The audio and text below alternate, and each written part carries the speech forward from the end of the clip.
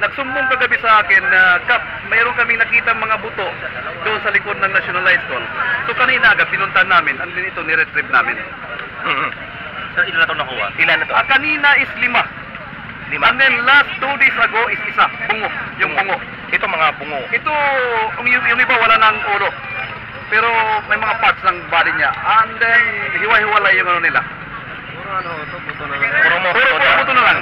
Wala na. Sir, paano naman nung eskwela? Anong plano niyan po dito? Yung plano namin dito is, pupunta dito yung taga Bureau of Fire, sila nang kukuha, sila nang bala sa disposition yan. Yes. Sir, paano naman nung, ano po ba yung lugar na nakita?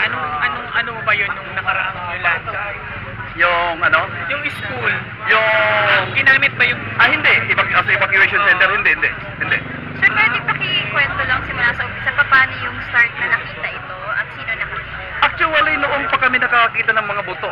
Sa year 2015, almost every month siguro nakakita kami kasi yung mga nangangahoy, marami kasing kahoy nangangahoy, nakakita sila and then kinukuha na lang namin. Sir, paano nakita to? Ito nakita nung nangangahoy din, nakakita. And then, nagre-report sila sa amin, kami nang Saan po kumukuha. nakuha, sir? Dito sa barangay ko, sa likod ng San Jose National High School. So, may identity na ba yung mga... Wala pa, ma'am. Wala pa. Anong gagawin natin dito, sir? Ano yung taga Bureau of Fire? Kinontak na namin, sila kukuha.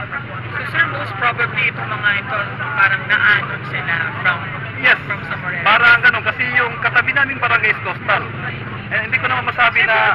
buo pa ba yun? Tingin niyo. Wala na, dalawa na lang dito yung may ulo, yung iba mga buto-buto na lang. Kasi nangyari, siguro kinakain ng hayop o aso. Although nakalibing siya, hinangatkat siguro, so di na kompleto. Sir, yung ibang mga nakita, saan po na lugar? Dito rin, within my barangay. Mostly doon sa mga open fields na open siya facing sa dagat.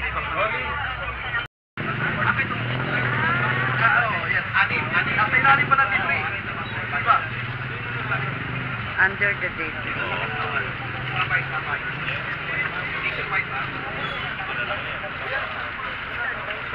Sa